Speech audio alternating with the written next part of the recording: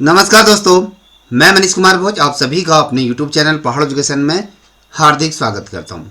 दोस्तों, आशा करता हूं कि आप सभी लोग स्वस्थ होंगे और साथ ही आपकी आगामी प्रतियोगिता परीक्षाओं की भी तैयारी बहुत शानदार तरीके से आप लोग करोगे, इसमें कोई दो राय नहीं है। दोस्तों, जैसे कि आप सभी को सर्वविदित है कि हाल फिलहाल में ही उत्तराखंड बेरोजगार संघ के जो उपाध्यक्ष हैं, प्रदेश उपाध्यक्ष हैं, जब वो आयोग पहुंचे थे तो आयोग में उन्होंने सचिव साहब से जब बात हुई थी तो उन्होंने एक चीज़ यहाँ पर रिवील करी कि अब आपके यहाँ पर प्रवक्ता के दो पेपर होंगे। अब दो पेपर यदि होंगे तो ये लेके चले कि एक तो वस्तुनिष्ठ प्रकार के हो सकते हैं, लघु उत्तरी और दीर्घ उत्तरी, ये दो तरीके के पेपर हो सकते हैं। तो अब आपको बहुत ही ज़्यादा डीप आपको पढ़ना है, क्योंकि उन्होंने इस पर से कहा था कि जो सिलेबस में किसी भी प्रकार का कोई बदलाव होने वाला नहीं है, जो पूर्वोत्तर जो सिलेबस था वही सिलेबस रहने वाला है। तो आज जो डिस्कस करूंगा मैं आपसे, तो नागरिक शास्त्र की अगर बात करूं, पॉलिटिकल साइंस की यहाँ पर क्लासेस चल रही है, तो उसी के अंतर्गत आज एक महत्वपूर्ण टॉपिक लेके उपस्थित हुआ हूँ जो आपके लिए अत्यंत महत्वपूर्ण रहने वाला है। देखिए दोस्तों, आपके सामने में सिलेबस मैंने खोल के रखा है, तो इसके अंतर्गत मैंने, अगर जितने भी अभ्यर्थी नए हैं वो इनको मैं बता दूं, राजनीति सिद्धांत पर आधारित एक मैंने किताब पब्लिश करी है। अगर आप लोगों को ये किताब चाहिए तो मुझसे संपर्क कर सकते हैं। बहुत से अभ्यर्थियों को ये किताब उपलब्ध हो चुकी है, ठीक है। और साथ ही अगर मैं बात करूं, आज का जो टॉपिक जो रहने वाला है, तुलनात्मक राजनीति और राजनीति विश्लेषक की अगर विश्लेषण की बात करेंगे तो इसके अंतर्गत एक महत्वपूर्ण टॉपिक मैं आपके सामने लेके उपस्थित हुआ हूँ। ये जो टॉपिक है, ये यहाँ से क्वेश्चन पूछे जाते हैं। तो ये आज का जो टॉपिक है, शासन के प्रकार, एकात्मक और संघात्मक और संसदात्मक और अध्यात्मक तक की अगर मैं बात कर दूँ तो यहाँ से संबंधित आज मैंने प्रश्नोत्तरी बना के रखी है। मेरी कोशिश ये रही है कि बहुत से बच्चों के क्वेश्चन था कि सर आप सिर्फ उनके उत्तरों को भी आप अगर शो करोगे तो बेहतर होगा। तो इसी क्रम में आज आपके सामने आपका जो पॉइंट दूसरा है उसका शासन के प्रकार से संबंधित आज का हमारा श्रृंखला रहने वाली। आइए शुरुआत करते हैं। देखिए दोस्तों, शासन के प्रकार की बात करें या शासन के अंगों की बारे में बात करें तो आज का ये टॉपिक यहाँ रहने वाला है। आज हम शासन के प्रकार के अंदर संसाधनात्मक, एकात्मात्मक और संसाधनात्मक के बारे में बात करेंगे। देखिए यहाँ पर पहला क्वेश्चन आपके सामने रख रहा हूँ, क्योंकि आपको उत्तर देखने में भी सरलता रहेगी। तो पहला क्वेश्चन आप देख पा रहे होंगे, एकात्मक शासन व्यवस्था की मुख्य विशेषता है। यहाँ पर चार ऑप्शन दिए हैं, यहाँ पर देख पा रहे होंगे। तो इसका सीधे उत्तर की तरफ जाते हैं। तो इसकी प्रमुख विशेषता की हम बात करते हैं तो सत्ता का एक ही स्तर पर केंद्रीकरण होता है। देखिए, एकात्मक शासन की व्यवस्था, तो एकात्मक की जहाँ पर बात होती है तो एकात्मक शासन प्रणाली में संपूर्ण शक्ति जो केंद्र सरकार में ही निहित होगी। क्या होगी? केंद्र सरकार में ही क्या होगी? सारी शक्तियाँ उसी के अंतर्गत समाहित होंगी। वही दिशा निर्देश देके क्या चीज़ें करनी है। स्थानीय निकाय केवल प्रशासनिक सुविधा हेतु बने हैं। इंग्लैंड का अगर हम इसका उदाहरण देखें तो इंग्लैंड का इसका प्रमुख उदाहरण हमें यहाँ देखने को मिलता है। इंग्लैंड से संसदात्मकता की जो स्थानीय इकाई का प्रशासनिक सुविधा जो बनाती है, तो ये आपका इंग्लैंड का एक उदाहरण हमें देखने को मिलता है। अब यहाँ पर आप देख पा रहे हैं, दूसरा नंबर का प्रश्न है कि भारत में किस प्रकार की शासन प्रणाली अपनाई जाती है या अपनाई गई है। तो यहाँ पर चार ऑप्शन दिए हैं, चार ऑप्शनों में से सीधे हम उत्तर की तरफ बढ़ेंगे, ठीक है। तो अगर हम बात करें संसदात्मक ढांचे के साथ एकात्मक झुकाव की, क्या है ये भारत में ये वाली प्रणाली अपनाई जाती है। अब इस प्रणाली में अगर देखें तो भारतीय संविधान संसदात्मक शासन प्रणाली स्थापित करता है, ठीक है। और साथ ही अगर बात करें तो अल्पकालीन प्रावधान, राज्यों के पुनर्गठन का अधिकार किसके पास होता है? संसद के पास होता है। और राज्यों की सत्ता का केंद्रीकरण, व्यक्तित्व उत्पन्न होना, इसका एकात्मक झुकाव होता है। तो बेसिकली अगर हम देखें, पूरा इसका आकलन करें तो भारत के जो संविधान है तो उसमें संघात्मक शासन प्रणाली स्थापित की गई है। और इसी अंतर्गत चाहे राज्यों का अधिकार को कहें या राज्यों की सत्ता का केंद्रीकरण करना, वो सारी चीज़ें इसी के अंतर्गत आती हैं, याद रखिएगा। अब अगला प्रश्न आप देख पा रहे होंगे, तीसरा नंबर का प्रश्न है, अमेरिका की शासन प्रणाली को किस प्रकार परिभाषित किया जा सकता है। तो यहाँ पर चार ऑप्शन दिए हुए हैं, चार ऑप्शनों में से सीधे हम उत्तर की तरफ बढ़ रहे हैं, तो आप इनको नोट कर सकते हैं धीरे धीरे। तो यहाँ पर अगर हम देखें तो अध्यक्ष संघात्मक है, क्योंकि यहाँ पर क्या होता है, जो राष्ट्रपति होता है वही उसका क्या है, सुप्रीमो होता है। जैसे हम अगर कहें तो यहाँ पर प्रधानमंत्री क्या होता है, यहाँ पूरी पावर प्रधानमंत्री के पास होती है और राष्ट्रपति सिर्फ एक क्या होता है, एक प्रतीक के रूप में, उसको कोई ज़्यादा शक्तियाँ प्राप्त नहीं होती हैं। तो एक कहीं ना कहीं एक संरक्षक के रूप में उसको बैठाया जाता है और जितनी भी शक्तियाँ निहित होती हैं वो प्रधानमंत्री के अंतर्गत निहित हो। तो उसी प्रकार अगर हम बात करें तो अमेरिका में राष्ट्रपति के अंतर्गत होती हैं। तो यहाँ पर आप देख पा रहे होंगे, अमेरिका संघात्मक व्यवस्था है जहाँ पर राष्ट्रपति, प्रेसिडेंट राष्ट्र अध्यक्ष और शासन अध्यक्ष दोनों होते हैं और साथ ही कार्यपालिका विधायिका से पृथक होती है। अब देखिए, जैसे हमारे अगर बात करें, जैसे हमारे प्रधानमंत्री राष्ट्रपति अलग अलग होते हैं, तो वहाँ पर अगर हम देखें तो एक ही व्यक्ति में, प्रेसिडेंट में सारी राष्ट्र अध्यक्ष और शासन अध्यक्ष की कहें तो उनमें दोनों ही शक्तियाँ उसमें निहित होती हैं। तो यह देखिएगा, ठीक है।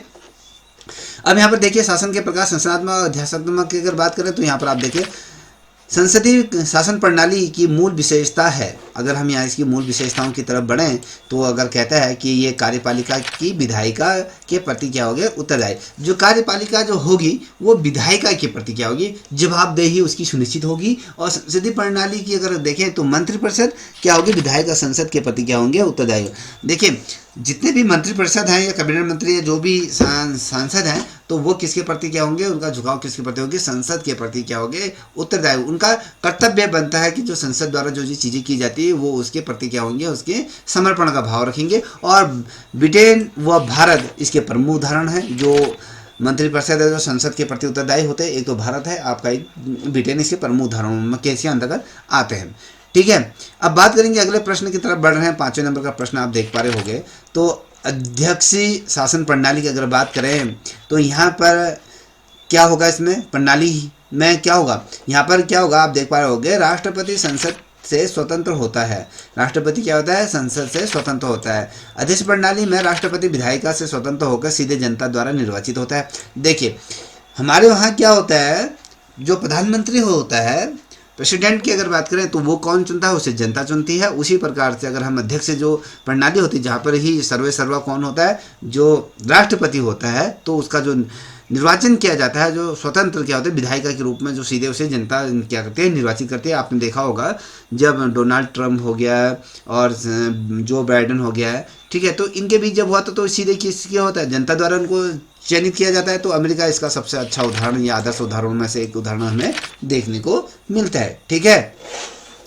शासन के अंग और कार्यपालिका, व्यवस्थापिका और न्यायपालिका की चर्चा करेंगे। इसके अंतर्गत आप देखिए तो यहाँ पर कहते हैं शक्ति पृथक्करण का सिद्धांत अगर किसने प्रतिपादित किया तो ये आपको बताना है। अगर हम शक्ति के सिद्धांत को जो जिस व्यक्ति द्वारा दिया गया है उस व्यक्ति का हमें यहाँ पर नाम बताना।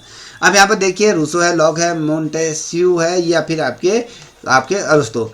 मोंटेस्क्यू क्या है, इनके द्वारा अगर हम कहें तो इन्होंने अपनी कृति द स्पिरिट ऑफ लॉ 1748 में शक्ति जो पृथक्करण का सिद्धांत दिया, ठीक है। शक्ति सिद्धांत का पृथक्करण किसने दिया था तो आपको पता है। इसमें अगर देखें कार्यपालिका, व्यवस्थापिका और न्यायपालिका के बीच किस तरीके से विभाजन होगा, उसकी वकालत, विभाजन की वकालत किस तरीके से की जाती है, इसमें उसको डिफाइन किया गया है। तो उसमें सारी चीज़ें उसके अंतर्गत बताई गई हैं। तो यह देखिएगा।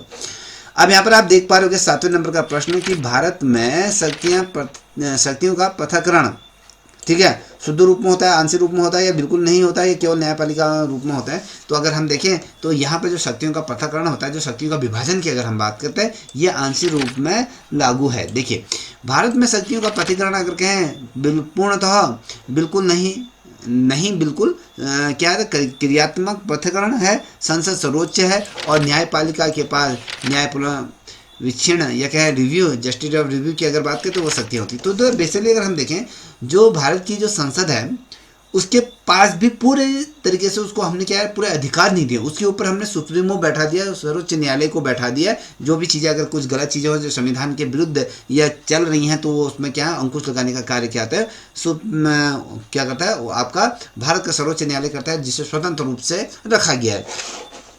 अब यहाँ पर आप देख पा रहे हो 8वें नंबर का प्रश्न आप देख पा रहे हो दोस्तों, कार्यपालिका विधायिका की उपज है और इसके प्रति उत्तरदायी है। यह कथन किस व्यवस्था पर लागू होता है। अगर आपको इसकी PDF चाहिए तो आप कमेंट कर सकते हैं और या तो मेरे से संपर्क कर सकते हैं, तो आपको मैं उपलब्ध करा दूंगा, ठीक है। अब यहाँ पर आप देख पा रहे होंगे कि मैंने कहा कार्यपालिका विधायिका की उपज है। कार्यपालिका से क्या है, विधायिका की निर्माण हुआ है या उपज हुआ है, इसके प्रति उत्तरदायी है। ये कथन किस व्यवस्था पर लागू होता है। अध्यक्ष शासन प्रणाली, संसदात्मक शासन प्रणाली, संसदीय संघात्मक या संघात्मक प्रणाली या एकात्मक शासन प्रणाली। उत्तर की तरफ ही बढ़ेंगे सीधे। तो यहाँ पर आप देख पा रहे होंगे इसकी अगर बात करें ऑप्शन बी, संसदीय शासन प्रणाली क्या है हमारे देश में है। तो यहाँ पर संसदीय जो व्यवस्था में अगर कार्यपालिका, मंत्री परिषद और विधायिका संसद के विश्वास पर चलती है। भारत और ब्रिटेन इसका सबसे अच्छा उदाहरण है। ऊपर भी ये क्वेश्चन को बदलते हुए स्वरूप में हमने इसको देखा था।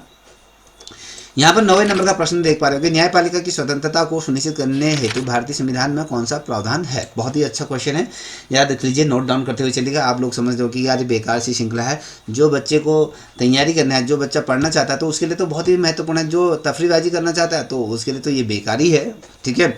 तो यहाँ पर हम कहा कि न्यायपालिका की स्वतंत्रता को सुनिश्चित करने हेतु भारतीय संविधान में कौन सा प्रावधान है। तो यहाँ पर प्रावधान की अगर बात करें तो यहाँ पर न्यायपालिका का निश्चित कार्य है या उचित वेतन या भत्ते हैं या पद से हटाए जाने की प्रक्रिया है। तो उपरोक्त अगर हम देखें तो उपरोक्त सभी चीज़ें इसके अंतर्गत दी गई हैं। देखिए, न्यायपालिका स्वतंत्र होती हैं, आप सभी को पता है, स्वतंत्र रूप से ये होती है। और भारतीय संविधान में जजों की नियुक्ति प्रक्रिया और उनके निश्चित कार्यकाल का हमने यहाँ पर जिक्र किया होता है, और उनका वेतन कितना होगा, उनके पे किस तरीके से अगर कोई गलत चीज़ करे तो महाभियोग जैसी कठिन प्रतिक्रियाओं का प्रावधान भी दिया गया। अगर कोई न्याय के अंतर्गत न्याय या न्यायमूर्ति की अगर बात करें, जो जस्टिस हैं उनकी अगर बात करें, अगर वो किसी तरीके से संविधान के चीज़ों का अपने पद पर रहते हुए दुरुपयोग करता है या उसके इस्तेमाल करता है तो उसके अंतर्गत भी संसद को यह अधिकार दिया गया है कि उसके प्रति क्या करेंगे, महाभियोग जैसे कठोरतम कार्रवाई इसके अंतर्गत की जाएगी। अब यहाँ पर अगर हम कहें तो यहाँ पर न्याय पुनरीक्षण की अगर कहें, जुडिशली रिव्यू की अगर बात करें तो इसका प्रमुख उद्देश्य क्या है।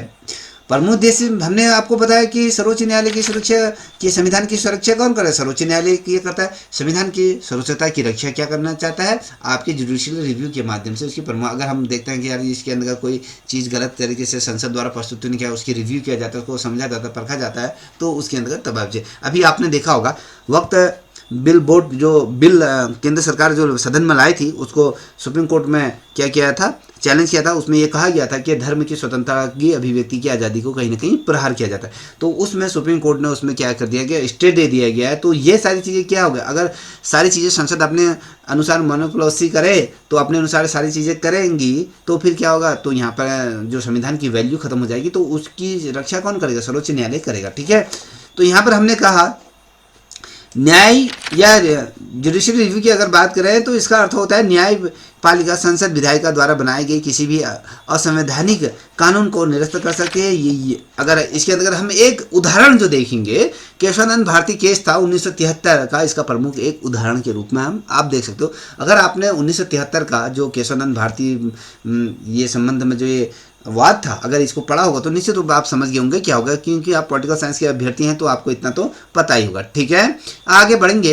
ये कहता है कि 11वें नंबर का प्रश्न कहता है निम्न में से कौन सा देश एकात्मक शासन का आदर्श उदाहरण है, ठीक है। एकात्मक शासन का उदाहरण कौन सा है, क्वेश्चन पूछा जाएगा। अभी तो आपके सामने उत्तर दिए हैं तो आपको अभी बहुत ही इजीली लग रहा होगा, तो इसलिए तो यहाँ पर अगर हम कहें तो इसका ब्रिटेन है। क्या है यहाँ पर, ये ब्रिटेन में पूर्ण सत्ता एक ही स्तर पर क्या है, केंद्रित है, और राज्यों की अगर कहें तो वहाँ पर स्वायत्ता संसद द्वारा दी जाती है, संविधान से नहीं दी जाए। अब देखिए उनकी स्वतंत्रता स्वायत्ता की मतलब होता है कि उनकी फ्रीडम की जो बात करते हैं तो संसद द्वारा दी जाती है, संविधान से। हमारे यहाँ पर अगर कहें जो हमारे मौलिक अधिकार थे, जो हमारी जो स्वतंत्रता सारी चीज़ें क्या हमारे संविधान द्वारा हमें प्रदत्त किए गए। अगर आपके जो ये अधिकार है, अगर इन अधिकारों पर अगर कहीं पर भी अगर संसद किसी तरीके से कोई बिल लेके आती है तो उसमें उसकी रक्षा कौन करेगी, आपकी जो जुडिशली रिव्यू के अंदर जाएगा तो जो सर्वोच्च न्यायालय आपकी क्या करेगी, सारी चीज़ों की रक्षा करेंगे। आपके जो संविधान द्वारा जो अधिकार प्रदत्त किए गए हैं उनकी रक्षा का दायित्व है क्या है,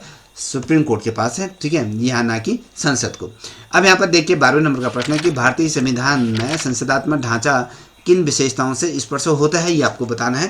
देखिए अगर हम कहें द्विस्तरीय शासन व्यवस्था की बात करें, शासन की संविधान की सर्वोच्चता की बात करें, लिखित संविधान की, उपरोक्त सभी ये सारी चीज़ें इसके अंतर्गत हमें दर्शाती हैं।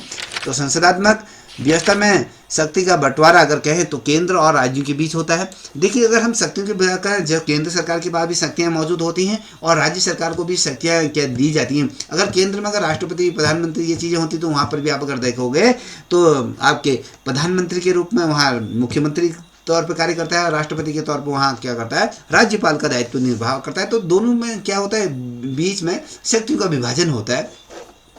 भारत में द्विस्तरीय सरकार होती है, लिखित व सर्वोच्च संविधान और शक्तियों का विवरण और न्याय स्वतंत्र न्यायपालिका संघात्मकता की क्या है पहचान है। ठीक है, तो हमारा जो देश का जो संविधान है अपने आप में बहुत ही ज़्यादा खूबसूरत है और सबसे बड़ा ये संविधान है। और क्योंकि हमने सभी देशों की जो संविधान का अध्ययन करा और उससे हमने अच्छी अच्छी चीज़ों को ग्रहण किया, तभी इतना समय हमारे संविधान को बनने में लग गया। ठीक है, अब बात करेंगे अगले प्रश्न की तरफ बढ़ रहे हैं। यहाँ पर 13वें नंबर का प्रश्न देखिए, संसदात्मक शासन व्यवस्था का सबसे बड़ा लाभ क्या है। संघात्मक शासन व्यवस्था की सबसे अच्छी खूबसूरती या कहें उसका लाभ क्या है, यहाँ पर आप देखोगे तो विविधता में एकता की कहे तो विभिन्नता में एकता की बात करेंगे तो यहाँ पर संसदात्मक शासन प्रणाली और विभिन्न राज्यों को स्वतंत्रता देकर उसकी सांस्कृतिक, भाषाई और क्षेत्रीय पहचान को सूचित करती है और एकता बनाती है। मैं कहने का मतलब है कि हमारा भारत का जो संविधान है उसमें संसदात्मक व्यवस्था इसलिए की गई है क्योंकि राज्यों को भी स्वतंत्र रूप से क्या किया गया, उनको अपने अधिकार दिए गए हैं। तो उसमें किसी भी प्रकार का केंद्र सरकार का हस्तक्षेप नहीं होता है। ठीक है, तो इसमें जैसे उनकी सांस्कृतिक जो पहचान है, किसी राज्य की अपनी अपनी सांस्कृतिक पहचान है, अगर केंद्र द्वारा इसको संचालित किया जाता तो केंद्र में जो हमारी विविधता है वो विविधता खत्म हो जाती है। तो हर राज्य की अपनी क्या है, विविधता है, संस्कृति है, भाषा है, पहचान है, खान पान है और उसका अगर कहें वेशभूषा है, तमाम चीज़ें। तो यही चीज़ें क्या करते हैं, संस्थात्मक व्यवस्था को डिफरेंट करती है। ठीक है, तो इसमें कहीं ना कहीं इसमें एकता ये बनी रहती है। ठीक है, यहाँ पर कहता है कि अध्यक्षतात्मक प्रणाली की अगर बात करें तो इसका सबसे बड़ा दोष क्या होता है। ठीक है, अगर इसके दोष की अगर बात करें तो यहाँ पर आप देख पा रहे होंगे ये क्या होता है, सत्ता का अधिक केंद्रीकरण सिर्फ राष्ट्रपति में ही होता है। देखिए यहाँ पर अगर देखें तो राष्ट्रपति लोकसभा को भंग भी कर सकती है।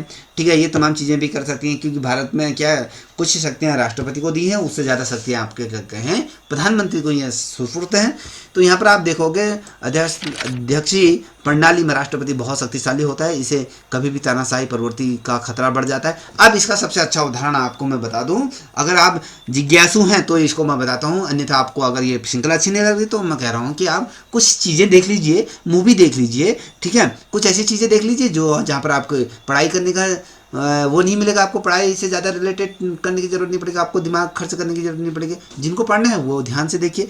हमने कहा कि जब कभी क्या होता है, तानाशाही जो प्रवृत्ति में खतरा किस लिए बढ़ जाता है, आपको देखिए जो अमेरिका के जो वर्तमान समय के जो राष्ट्रपति हैं डोनाल्ड ट्रंप की अगर बात करें तो उन्होंने जिस तरीके से अन्य देशों के साथ जिस तरीके से टैरिफ वॉर जिस तरीके से चल रहे हैं, विदेश नीतियां जिस तरीके से खराब हो चुकी हैं, तो इसमें क्या है, जिस तरीके से अमेरिका के राष्ट्रपति ने जितने भी वहाँ पे यूनिवर्सिटी थे उन यूनिवर्सिटियों को जो अनुदान दिए जो ग्रांट दिए जाते थे तो उनको भी कहीं ना कहीं स्वायत्तता रूप से उनको छीन लिया गया है। तो शासन प्रवृत्ति जैसे हिटलर की जो शासन प्रवृत्ति थी उसी तरीके से तानाशाही प्रवृत्ति इसमें है और कहीं ना कहीं देश के लिए खतरा बढ़ जाती है। तो कहीं ना कहीं अगर ऐसा होता है तो कहीं ना कहीं जो देश इसके साथ खड़े होते हैं तो उसकी शासन जो तानाशाही प्रवृत्ति की वजह से वो भी क्या है छटक जाते हैं दूर। तो इस तरीके से चीज़ें होती हैं। इसका सबसे अच्छा उदाहरण आपके जो प्रवृत्ति है वो आपके सामने जो अमेरिका है उसके बड़ा अगर हम उदाहरण दें तो ये तानाशाही प्रवृत्ति आपको जो देखने को मिली वो नेपाल में जिस तरीके से हिंसा हुई, जिस तरीके से वहाँ के युवाओं ने सरकार को उखाड़ फेंका, वो तानाशाही प्रवृत्ति में भ्रष्टाचार ये व्याप्त था। तो इस वजह से ये सारी चीज़ें ये हुई। ठीक है, अब आगे बढ़ेंगे। यहाँ पर देख पा रहे हो कि 15 नंबर के प्रश्न की तरफ बढ़ रहे हैं दोस्तों। ये संसदीय शासन प्रणाली में कैबिनेट सरकार की संज्ञा किसने दी गई है। ठीक है, की संज्ञा किसने दी, तो ये बहुत ही अच्छा क्वेश्चन है। तो संसदीय प्रणाली में अगर देखें तो कैबिनेट सरकार की जो संज्ञा जिसने दी है वो ब्रिटेन सरकार ने दी है। याद रखना है, यहाँ पर हम तो अडॉप्ट किससे करा, हमने ब्रिटेन से ही तो भारत ने अडॉप्ट, तो ब्रिटेन सरकार ने ये किया। ब्रिटेन में संसदीय प्रणाली का असर अगर देखें कैबिनेट गवर्नमेंट की इसे कहा जाता है, कैबिनेट गवर्नमेंट इसे कहा जाता है कि कैबिनेट सरकार हम इसका अगर कहें तो ये अतिशयोक्ति नहीं होगी क्योंकि हमने यहीं से अडॉप्ट किया, क्योंकि वास्तविक कार्यपालिका कैबिनेट के अंतर्गत होती है जो प्रधानमंत्री और कैबिनेट में ये निहित होती है। अगर हम पूरा अगर संसदीय कार्य प्रणाली को अगर हम देखें तो वो सारे प्रधानमंत्री और साथ ही उसके जो मंत्री परिषद के जो मंत्री हैं उनमें निहित होती है। तो ये आपको पता होना चाहिए। ठीक है, इसीलिए इसको कैबिनेट गवर्नमेंट के रूप में जाना जाता है। अब बात करेंगे अगले प्रश्न की तरफ बढ़ना है। 16 नंबर का प्रश्न देख पा रहे हो कि भारतीय संविधान का कौन सा अनुच्छेद मंत्रिपरिषद की सामूहिक उत्तरदायित्व की व्याख्या करता है। तो यहाँ पर आप देख पा रहे हो कि आर्टिकल 72, आर्टिकल 74A या 75(3) या 76। तो यहाँ पर आप देख पा रहे हो कि क्योंकि ऑप्शन आपके सामने रख दिए तो आप इजीली बता देते हो। अगर मैं यही ऑप्शन आपके सामने से हटा देता या इसकी व्याख्या हटा देता तो आपको पानी फिर जाते, आप याद रखिएगा। तो यहाँ पर अगर कहें तो option C as a right answer है। 75 अनुच्छेद 75(3) के अंतर्गत इसको दर्शाया गया। ये कहता है 75(3) ये कहता है कि प्रधान जो मंत्रिपरिषद होगा लोकसभा के प्रति सामूहिक रूप से उत्तरदायी होगी। देखिए जो लोकसभा है, लोकसभा के प्रति कौन सामूहिक रूप से उत्तरदायी होगी? जो मंत्रिपरिषद है, प्रधानमंत्री है। तो वो सारी जो भी लोकसभा के अंतर्गत जितने भी कर्मचारी हैं या फिर कहें जितने भी सांसद जो जनता द्वारा चुन के आते हैं, तो ये सारे किसके प्रति उत्तरदायी होंगे? वो संसद के प्रति उत्तरदायी होंगे। ये याद रखिएगा, ठीक है, लोकसभा के प्रति उत्तरदायी।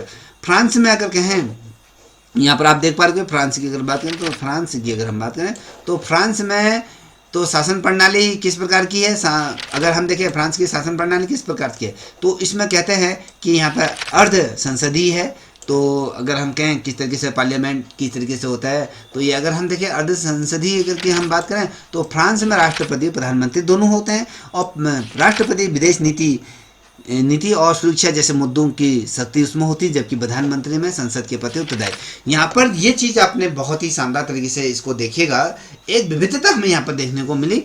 अलग अलग देशों में जो राष्ट्रपति हो गया या फिर हम अगर कहें प्रधानमंत्री, उसकी भूमिका अलग अलग होती है। हमारे देश में जो राष्ट्रपति है तो हमने कहा कि तीनों सेनाओं का सर्वोच्च वो होता है, अध्यक्ष के रूप में उसे होता है। और उसको ज़्यादा हमारे देश में अगर कहें एक सिर्फ नाम मात्र का एक कार्यपालिका संरक्षक के रूप में कहें, एक गार्जियन के तौर पर किया गया है, राष्ट्रपति को रखा गया है। और सारी शक्ति किस में है? प्रधानमंत्री में। जिस तरीके से फ्रांस में जो फ्रांस के राष्ट्रपति और प्रधानमंत्री दोनों में ही क्या होता है? शक्ति का विभाजन है। अगर राष्ट्रपति की बात करें तो उसके पास विदेश नीति हो गया, जैसे रक्षा जैसे मुद्दों पर उनके पास शक्तियाँ। तो प्रधानमंत्री के पास हमारे देश में पूरे सारी चीज़ें क्या है? प्रधानमंत्री के पास हैं। और जबकि क्या है? प्रधानमंत्री संसद के प्रति उत्तरदायी ही होती। अगर हम कहें कि राष्ट्रपति क्या है? सर्वोच्च तीनों सेनाओं के प्रमुख के रूप में होते हैं। तो अगर कहीं पर कोई युद्ध जैसी कोई संभावनाएं बनती हैं तो राष्ट्रपति भी प्रधानमंत्री से या मंत्रिपरिषद से सलाह लेगी कि इसमें हमें क्या कदम करना है। लास्ट में किससे सलाह मशवरा करी? तो प्रधानमंत्री से तो कर रही है ना। तो यहाँ पर डिफरेंटता है हमें देखने को मिलती है। तो यहाँ पर अगर विदेश नीति की अगर बात करें तो वो फ्रांस में राष्ट्रपति के पास होती है, जबकि संसद के समस्त जो कार्य दायित्व होते हैं वो फ्रांस में प्रधानमंत्री के पास होते हैं। तो याद रखिए, यहाँ पर अगर शक्ति संतुलन की बात चेक एंड बैलेंस की बात करें तो का जो सिद्धांत है किस शासन व्यवस्था में विशेष रूप से लागू होता है। अब यहाँ पर चलिए, आपको मैंने इसमें उत्तर आपको दिखाई नहीं देता है। अगर आप लोग इतने ही सक्षम हैं, आपकी पढ़ाई इतनी शानदार चल रही है, तो बताइए किसके अंतर्गत होंगी।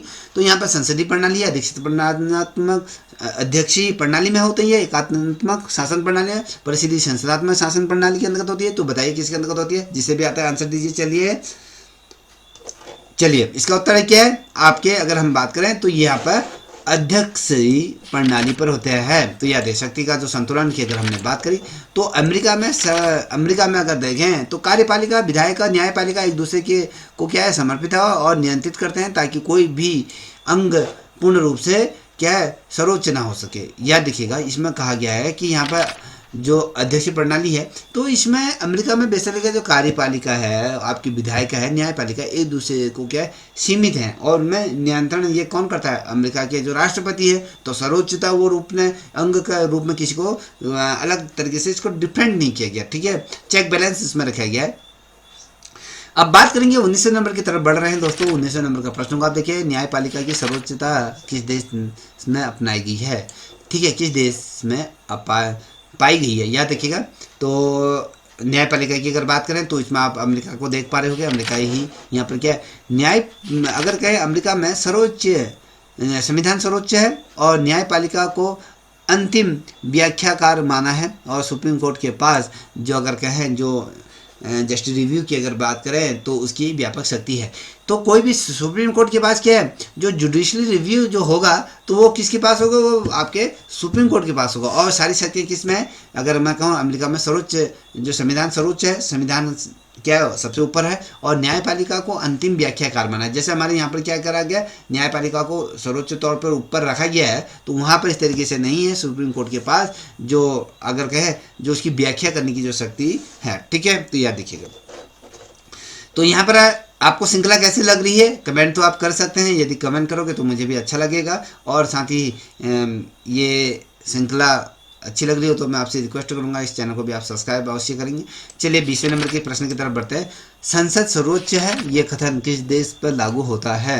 भारत, अमेरिका, ब्रिटेन या स्विट्जरलैंड की अगर बात करें तो ब्रिटेन में क्या है, जो अगर हम बात करें जो संसद है सर्वोच्च है, तो यहाँ पर आप देख पा रहे ब्रिटेन में कोई लिखित संविधान नहीं है, वह संसदीय सर्वोच्चता है। यहाँ कोई भी कानून बना या बदल सकता है। देखिए जैसे भारत में क्या है, यहाँ पर अगर कहें संसद को सर्वोच्च रखा गया है, मगर भारत में संसद को सर्वोच्च नहीं रखा गया है, क्योंकि यहाँ पर क्या है, संविधान जो सर्वोच्च रूप में हमने कहा सर्वोच्च न्यायालय को रखा गया है। अगर संसद द्वारा जो संविधान की जो मूल प्रस्तावना है उसमें किसी भी प्रकार की अगर छेड़छाड़ करती है तो उसमें क्या करेंगे, उसको दखलंदाजी कौन देगा? ये सुप्रीम कोर्ट उसमें क्या रिव्यू ले लेगा कि तुम ऐसा कैसे कर सकते हो हमसे बिना परमिशन, ये संविधान के जो कॉन्स्टिट्यूशन है उसका कहीं ना कहीं उल्लंघन होता है। तो ये सारी चीज़ें क्या कर देता है, तो सुप्रीम कोर्ट हमारे वहाँ पर ही कर देता है। तो बेसिकली यहाँ पर आप विशेष ध्यान रखिएगा, ठीक है। अब बात करेंगे 21वें नंबर का प्रश्न है, भारतीय संसद की सर्वोच्चता सीमित क्यों है? सीमित क्यों है?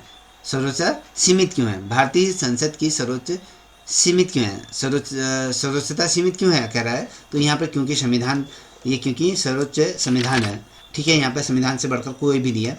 भारतीय संसद की अगर बात करते हैं संविधान के अधीन है। संसद द्वारा पारित कोई भी कानून संविधान के विरुद्ध होने पर न्यायपालिका उसे क्या करे, तत्काल उसको निरस्त कर देगी। जैसे मान लीजिए हमने अभी आपको बोला ना कि अभी वक्त बिल बोर्ड पास हुआ था लोकसभा राज्यसभा से, उसको रिव्यू करने के लिए क्या करता है, सुप्रीम कोर्ट में चला गया। तो सुप्रीम कोर्ट ने कहा कि भैया आप लोग किसी की धर्म स्वतंत्रता की अभिव्यक्ति की आज़ादी पर क्या करते हैं, प्रहार नहीं कर सकते हैं। जो हमारे जो आपके जो अधिकार दिए गए हैं उसका उल्लंघन है, तो कहीं ना कहीं उस पर स्टे लगा दिया गया है। तो ये क्या है, संविधानिक क्या है, सर्वोच्च माना गया, संविधान से ऊपर कोई भी नहीं है। यहाँ पे 22वें नंबर का प्रश्न देखिए, लोकसभा में बहुमत खो देने पर मंत्रिपरिषद को त्यागपत्र देना पड़ता है, यह विशेषता किस शासन प्रणाली की है, ये बताना है। तो यहाँ पर अध्यक्ष है, संसदीय संघात्मक है, एकात्मक। तो संसदीय शासन प्रणाली के अंदर ये चीज़ें होती हैं। संसदीय शासन प्रणाली में मंत्रिपरिषद, संसद विशेषकर अगर कहे विशेषकर लोकसभा, ये विशेष अगर कहे जो विश्वास बनाए रखने में ये बनी रहती है। जब तक ये विश्वास खो देती है तो ये भंग हो जाती है, और राज्यसभा हमारी भंग नहीं होती है। तो याद रखिएगा, तो संसदीय प्रणाली में मंत्री संसद विशेषकर लोकसभा में विश्वास बनाए रखने पर ही ये कायम रहती है। अगर विश्वास जिस दिन खो दिया तो ये खत्म हो जाती है, ठीक है, भंग हो जाती है। देखिए यहाँ पर इम्पीचमेंट की अगर बात करें तो प्रतिक्रिया किसके विरुद्ध होती है, तो यहाँ पर आप देख पा रहे होंगे, यहाँ पर प्रधानमंत्री, राष्ट्रपति या फिर राज्यपाल या न्यायमूर्ति। चलिए बताइए, आप क्वेश्चन का आंसर दीजिए जिसे आता है। चलिए दोस्तों, चलिए जिसे भी आता है आंसर दीजिए। चलिए इसका उत्तर देते हैं। तो यहाँ पर क्या है, राष्ट्रपति होता है, क्योंकि भारत के राष्ट्रपति को संविधान का उल्लंघन करने पर संसद द्वारा विशेष बहुमत या महाभियोग द्वारा उससे पद से हटाया जा सकता है। अभी आपने वर्तमान समय में देखा होगा, तो जो राज्यसभा के जो उपसभापति थे उनको भी क्या कर दिया गया था, उनको हटा दिया गया था।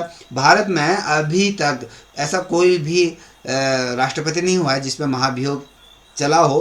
एक राष्ट्रपति थे जिन पे महाभियोग की कार्रवाई संसद द्वारा की जा रही थी, मगर ये संसद द्वारा जब ये कार्रवाई हो रही थी, इससे पूर्व ये कार्रवाई संपन्न होती, तो उन्होंने अपने पद से ही क्या कर दिया था, त्याग पत्र दे दिया था। तो इसलिए वो सारी चीज़ें नहीं हो पाई थी, ठीक है। अब अगर हम कहें न्याय सक्रियता की अगर कहें, एक्टिवेशन की अगर कहें, जो जुडिशरी एक्टिवेशन की अगर बात करें, तो न्याय सक्रियता का संबंध किससे है, तो यहाँ पर आप सभी को पता है, न्यायपालिका का जनता के अधिकारों की रक्षा हेतु सक्रिय हस्तक्षेप होता है, ठीक है। मैंने क्या कहा, न्यायपालिका क्या करती है, अगर आपके अधिकारों की रक्षा संसद द्वारा या सरकारों द्वारा अगर उसे छीनी जा रही हैं, तो जो ये सुप्रीम कोर्ट है, न्यायपालिका आपकी उनकी रक्षा ये करेगी। यहाँ पर क्या न्यायपालिका सक्रियता का अर्थ है कि न्यायपालिका न्यायालय सामाजिक न्याय और मौलिक न्याय की रक्षा हेतु संविधान की सक्रिय व्याख्या करता है। तो आपके जो मौलिक अधिकार जो दिए गए संविधान द्वारा सामाजिक जो न्याय से संबंधित, तो उनका हनन कोई नहीं कर सकता। अगर कोई हनन करता है तो उसमें न्यायालय उसमें क्या करेगा, हस्तक्षेप करेगा, तो आपके सारे जो अधिकार है उनको सुरक्षित रखेगा, ठीक है। यहाँ पर आप देख पा रहे हो, भारत में जन हित याचिका जो PLI कहते हैं, PLI किस दशक में प्रारंभ हुई?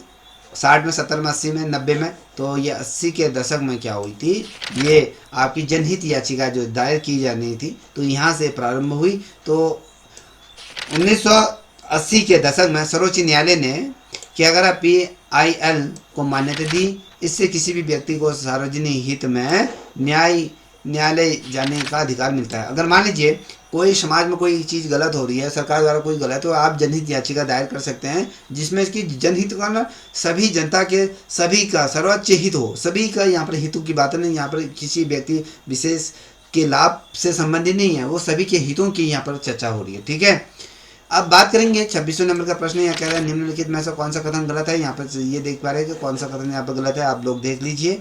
तो इसका सही उत्तर हम देख रहे हैं। तो यहाँ पर गलत जो है, अमेरिका में राष्ट्रपति विधायिका के प्रति उत्तरदायी होता है। तो ये क्या है, गलत है, क्योंकि अमेरिका में राष्ट्रपति स्वतंत्र है और विधायिका के प्रति उसकी उत्तरदायी नहीं बनता है। तो याद रखिएगा। अब यहाँ पर देखिए 27वें नंबर का प्रश्न है कि भारतीय संविधान में न्याय पुनर्लक्षण जो है उसकी रिव्यू की अगर बात करें, शक्ति कहाँ से ली गई है? तो भारतीय जो रिव्यू की, अगर जुडिशियरी रिव्यू की जो शक्ति है अमेरिका के संविधान से ली गई है। तो option B as a right answer.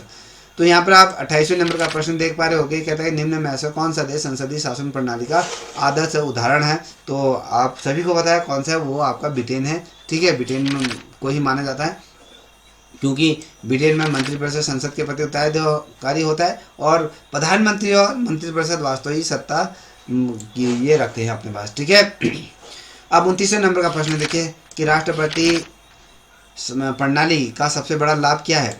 तो यहाँ पर उपरोक्त सभी चीज़ें हैं इसमें दर्शाई गई हैं। तो राष्ट्रपति प्रणाली में कार्यपालिका स्थिर रहती है, निर्णय प्रतिक्रिया त्वरित होती हैं और उत्तरदायित्व स्पर्श होते हैं। तो यह देखिएगा, तो राष्ट्रपति का जो प्रणाली है तो इसमें ये फायदे होते हैं। तो यहाँ पर 30वें नंबर का प्रश्न आप देख पा रहे हो, यह कहता है निम्न में से कौन सा सिद्धांत संसदीय प्रणाली की आत्मा है?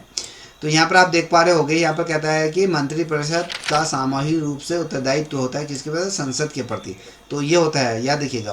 ठीक है, 31वें नंबर का प्रश्न है कि कार्यपालिका विधायिका से निकली है और इसके प्रति उत्तरदायी होती है, यह परिभाषा किस शासन प्रणाली की है? ठीक है, तो यहाँ पर आप 4 ऑप्शन दे पा रहे हो कि बताइए कौन सा है। उत्तर अभी आपको दिख नहीं रहा है, तो इसलिए आप बताइए इसका उत्तर। ठीक है, यहाँ पर अगर कहें तो ये बी ऑप्शन संसदीय शासन प्रणाली के होते हैं। तो संसदीय शासन प्रणाली में मंत्रिपरिषद क्या होती है? संसद से चुनी जाती है और उसके प्रति ये उत्तरदायी रहती है। भारत और ब्रिटेन इसका सबसे अच्छे उदाहरणों में से है। अब यहाँ पर 32वें नंबर का प्रश्न देखिए, अध्यक्ष प्रणाली में राष्ट्रपति अपने पद से केवल किस प्रतिक्रिया द्वारा हटाया जा सकता है? तो आप सभी को पता है, इम्पीचमेंट जिसे महाभियोग कहा जाता है। तो महाभियोग द्वारा इसे हटाया जा सकता है, जब अविश्वास प्रस्ताव लाया जाता है तो तब उसको हटाया जाता है। ठीक है, तो 33वें नंबर का प्रश्न आप देख पा रहे होंगे, ये कहता है कि भारत में न्यायपालिका की स्वतंत्रता किस प्रावधान से सबसे अधिक सुरक्षित है?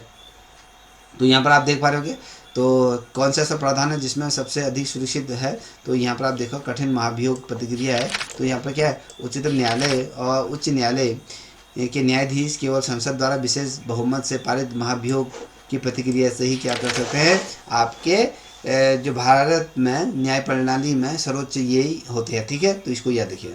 अब यहाँ पर आप देख पा रहे हो कि 34वें नंबर का प्रश्न है, लोकतंत्र की व्यवस्थापिका सर्वोच्च होनी चाहिए, यह विचार किसने दिया था? तो यहाँ पर आप देख पा रहे होंगे, ये रूसो ने कहा था कि भैया लोकतंत्र में जो व्यवस्थापिका है सर्वोच्च होनी चाहिए, क्योंकि रूसो ने अपनी क्रिटिक सोशल कंटेंट में ये कहा था कि भैया जनता की सामान्य इच्छा अगर कहें, जो जनरल विल की अगर बात करें, तो ये विधायिका में ये परिलक्षित होती हैं और तो जो व्यापक जो व्यवस्थापिका के भीतर होने चाहिए व्यवस्थापिका। ठीक है, ये सर्वोच्च होनी चाहिए। अब यहाँ पर देखिए 35वें नंबर का स्विट्जरलैंड, अगर स्विट्जरलैंड की बात करें, स्विट्जरलैंड की शासन प्रणाली किस रूप में जानी जाती है? तो अगर कहें तो यहाँ पर संसदात्मक और प्रत्यक्ष लोकतंत्र का मिश्रण हमें देखने को मिलते हैं, क्योंकि स्विट्जरलैंड की अगर बात करें तो यहाँ पर संघीय राज्य है और यहाँ अगर देखें तो प्रत्यक्ष लोकतंत्र की संस्थाएं जैसे जनमत संग्रह पर पहल आदि बहुत से चीज़ें यहाँ पर दर्शाई गई हैं। तो बेसिकली उत्तर को देख लीजिए। तो यहाँ पर 36वें नंबर का प्रश्न देख पा रहे भारतीय संविधान में एकल न्यायपालिका की अवधारणा कहाँ से ली गई? देखिए भारत के जो संविधान है उसमें एकल न्याय प्रणाली की जो अवधारणा हमने किस देश से ली गई है, तो ये अगर हम बात करें तो अमेरिका से ली गई है। तो अमेरिका और भारत दोनों में एकीकृत न्याय प्रणाली है। भारत में सर्वोच्च न्यायालय को माना गया, सर्वोच्चतम जो है, उच्चतम अगर कहें न्यायालय सर्वोच्च है, या देखिएगा। ठीक है, अब यहाँ पर 33वें नंबर का प्रश्न देखिए। तो संसदीय प्रणाली की सबसे बड़ी आलोचना क्या है? संसदीय प्रणाली की जो सबसे बड़ी आलोचना अगर कहें तो क्या है, यहाँ पर बार बार सरकार गिर जाती है। क्या होता है संसदीय प्रणाली में, यदि संसद में बहुमत ना मिले तो ये स्थिर हो जाती है और बार बार चुनाव करना पड़ता है। तो इसलिए ये क्या है, इसका एक सबसे बड़ी कहें तो ये नेगेटिव पॉइंट है या इसकी सबसे बड़ी आलोचना है। क्योंकि अगर कोई भी मंत्रिपरिषद अगर किसी दल बदल अगर होता है तो भी सरकार गिर जाती है, तो ये महत्वपूर्ण है। अब बात करेंगे 38वें नंबर के प्रश्न की तरफ। यहाँ पर देख पा रहे होंगे, तो ये कहता है किसी भी संविधान की आत्मा न्यायपालिका है, यह कथन किससे संबंधित है? तो ये न्याय जो रिव्यू है पुनर्विक्षितरण से है। तो न्यायपालिका संविधान की क्या कहते हैं, न्यायपालिका संविधान की व्याख्या करती है। न्यायपालिका उसके रिव्यू द्वारा संविधान की आत्मा की रक्षा करती है। देखिए सर्वोच्च न्यायालय की अगर हम बात करते हैं तो वो क्या करती हैं, संविधान की आत्मा की रक्षा क्या करती हैं, ये न्यायपालिका द्वारा निर्भर है। 39 नंबर का प्रश्न देखिए, सामूहिक उत्तरदायित्व किस संस्था के कार्य को सबसे अधिक प्रभावित करता है? तो यहाँ पर देखिए, तो अगर हम देखें तो कार्यपालिका है। तो मंत्रिपरिषद संसद के प्रति सामूहिक रूप से उत्तरदायी होती है और एक मंत्री के विरुद्ध अविश्वास पूरे मंत्रिपरिषद पर लागू ये होता है। तो यह देखिएगा, तो इस तरीके से चीज़ें ये कार्य करती है। 40वें नंबर का देखिए कि कहता है कि कांग्रेसनल प्रणाली किस देश की शासन प्रणाली का प्रयोग किया जाता है? तो कांग्रेसन प्रणाली शब्द किस देश की शासन प्रणाली से ये प्रयोग किया जाता है? अगर हम कहें तो ये आपका, तो यहाँ पर आपका अमेरिका से है। और कांग्रेसनल जो सिस्टम है, तो अगर आप बात करें तो यहाँ पर अमेरिका में अध्यक्ष प्रणाली है, कांग्रेसेशन जो सिस्टम कहा जाता है, क्योंकि राष्ट्रपति और कांग्रेस अलग अलग क्या है, यहाँ पर स्वतंत्र संस्थाएं रूप में है। ठीक है, अब अगली प्रश्न की तरफ देखिए। 41वें नंबर का प्रश्न देखिए, भारतीय संविधान सभा ने किस प्रकार की शासन प्रणाली को अधिक उपयुक्त माना है? तो यहाँ पर संसदीय शासन प्रणाली को सबसे उपयुक्त माना है, क्योंकि संसदीय शासन प्रणाली की अगर बात करते हैं तो संविधान सभा ने जो ब्रिटिश मॉडल पर आधारित किया है, संसदीय प्रणाली को अपनाया है। क्योंकि भारत में अगर देखें तो ये भारतीय परिस्थितियों के लिए सबसे अधिक उपयुक्त माना जाता है संसदीय प्रणाली। ठीक है, तो यहाँ पर देखिए ब्रिटेन में प्रधानमंत्री किसके प्रति उत्तरदायित्व होता है? तो यहाँ पर आपको यहाँ पर 4 ऑप्शन दिए, राजा रानी के प्रति, हाउस ऑफ कॉमन्स के प्रति होता है, ये हाउस ऑफ लीडर के प्रति होता है, ये न्यायपालिका के प्रति होता है। तो बताइए दोस्तों, जिसे आता है बताइए। आपने ऑप्शन पिक कर लिया होगा, देखते हैं। तो ये होता है हाउस ऑफ कॉमन के प्रति होता है, क्योंकि ब्रिटेन में अगर देखें तो संसदीय व्यवस्था प्रधानमंत्री और मंत्रिपरिषद में होती है। हाउस ऑफ कॉमन्स के में बहुमत बनाए रखने पर ही ये टिके रहते हैं, अन्यथा हट जाते हैं। ठीक है, अब देखिए 43 नंबर का प्रश्न है कि भारत में संसद सर्वोच्च नहीं है, इसका कारण क्या है? तो इसका कारण क्या है, यहाँ पर न्याय की जो रिव्यू की अगर बात करें तो भारत में संसद संविधान के अधीन है। न्यायपालिका को असंवैधानिक कानूनों को निरस्त करने का अधिकार क्या है? न्यायपालिका को यहाँ पर दिया गया है।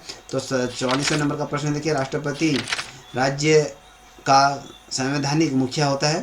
तो अगर देखें तो वास्तविक कार्यपालिका प्रधानमंत्री और मंत्रिपरिषद में नहीं होती, यह कथन किस देश में लागू होता है? ठीक है, राष्ट्रपति जो होता है जो संवैधानिक मुखिया होते हैं, खाली का नाम मात्र का गार्जियन के तौर पर होता है। सारी जो वास्तविक जो शक्तियाँ जो कार्यपालिका की जो शक्तियाँ होती हैं वो प्रधानमंत्री और मंत्रिपरिषद के अंदर उसमें लागू होती है। ये कथन जो है किस देश से लिया गया? तो ये भारत में है। ठीक है, भारत में राष्ट्रपति का एक औपचारिक मुखिया है, वास्तविक कार्यपालिका प्रधानमंत्री और मंत्रिपरिषद के भीतर समाहित है। ठीक है, यहाँ पर देखिए 45वें नंबर का प्रश्न है, अध्यक्षीय शासन प्रणाली में सत्ता का स्पर्श पृथक्करण किसके बीच होता है? तो अगर कहें कार्यपालिका और विधायिका के बीच क्या है, ये दोनों चीज़ें होती हैं। अध्यक्ष प्रणाली अमेरिका जैसे में अगर कार्यपालिका और विधायिका पूरी तरह से स्पर्श ये पृथक होती हैं। ठीक है, अब यहाँ पर देखिए 46वें नंबर का प्रश्न है, ये कहता है कि निम्न में से किस देश में संसदीय सर्वोच्चता की परंपरा है? तो ब्रिटेन में है। तो ब्रिटेन में संसद सर्वोच्च है और वहाँ लिखित संविधान नहीं है और न्यायपालिका को कानून रद्द करने का कोई भी अधिकार नहीं दिया। तो इसका उलट भारत में है। ठीक है, तो यहाँ पर अगर 47 नंबर का प्रश्न आप देखो, संविधान, भारतीय संविधान ने कानून के शासन या रूल ऑफ लॉ की अगर बात की तो अवधारणा किस देश से ग्रहण करी है? तो यहाँ पर आपके 4 ऑप्शन देख रहे हैं, अमेरिका, ब्रिटेन या फिर कनाडा या आयरलैंड। किससे की गई है? जिसे भी आता है आंसर दीजिए। तो यहाँ पे ब्रिटेन से ली, क्योंकि ब्रिटेन संविधान, ब्रिटेन का संविधान को देखें तो संविधान से भारत ने रूल ऑफ लॉ ली है, तो इसका सिद्धांत अपनाया जिसके प्रति डाइसी ने ये किया था। ठीक है, याद देखिएगा, इसका प्रतिपादन डाइसी ने किया था, याद देखिएगा। 48 नंबर का प्रश्न है, संसदीय प्रणाली में वास्तविक कार्यपालिका कौन होता है? तो यहाँ पर आप देखोगे तो मंत्री परिषद और प्रधानमंत्री होता है। संसदीय शासन प्रणाली में राष्ट्रपति, राज्यपाल, औपचारिक मुखिया होते हैं, जबकि वास्तविक कार्यपालिका क्या होता है? मंत्रिपरिषद के अंतर्गत होता है प्रधानमंत्री और मंत्रिपरिषद। उसी तरीके से राज्य में कहते हैं मुख्यमंत्री और उसके मंत्रिपरिषद, कैबिनेट की बात करते हैं। ठीक है, अब यहाँ पर आप देखोगे 49 नंबर का प्रश्न। 49 नंबर का प्रश्न क्या है? भारत में राष्ट्रपति की वास्तविक शक्तियाँ कब अधिक दिखाई देती हैं? ठीक है, भारत में देखिए वास्तविक जो शक्तियाँ कब अधिक दिखाई देती हैं? तो यहाँ पर आपातकाल में ही दिखाई देती है, क्योंकि सामान्य परिस्थितियों में राष्ट्रपति औपचारिक मुखिया होता है, लेकिन आपातकाल में सारी शक्तियाँ उसके अंतर्गत आ जाती हैं। ठीक है, सुप्रीमो वही हो जाता है। तो इस श्रृंखला का अंतिम प्रश्न आपके सामने मैं रखने जा रहा हूँ। इससे भी कॉलम से 100 नंबर की श्रृंखला अगले टॉपिक में लेके आऊँगा अगले वीडियो में। तो यहाँ पर देखिए 50वें नंबर का प्रश्न है, संविधान की मूल संरचना अगर कहे सिद्धांत किस निर्णय में प्रतिपादित किया गया? बताइए। तो आप सभी को पता है ये संविधान का अगर कहें जो मूल संरचना है, तो बेसिक स्ट्रक्चर की बात करें तो केशवानंद भारती और केरल सरकार 1973 का है, क्योंकि सर्वोच्च न्यायालय ने 1973 में कहा था कि संसद संविधान में संशोधन कर सकती है, लेकिन उसकी जो मूल जो संरचना है, बेसिक जो स्ट्रक्चर है, उसमें उसको नष्ट नहीं कर सकती हैं। तो इसकी रक्षा को ना सर्वोच्च न्यायालय करती है। तो बेसिकली मैंने आपके सामने इस तरीके की जो श्रृंखला रखने का मेन उद्देश्य था कि आपको इसके उत्तर भी देखने को मिल जाएंगे और आपको समझ में भी आ जाएंगे। ठीक है, तो अगर आपको ये श्रृंखला अच्छी लगी हो तो इस चैनल को सब्सक्राइब करें। अगर आपको इससे संबंधी PDF चाहिए तो आप मुझसे संपर्क कर सकते हैं, तो मैं आपको ये प्रोवाइड करा दूंगा। ठीक है, अब आप लोगों को बहुत ज़्यादा ध्यान से पढ़ना है, क्योंकि अब आपके यहाँ पर 2 पेपर होने हैं। ठीक है, तब तक के लिए इतना ही। जय हिंद, जय भारत, जय उत्तर।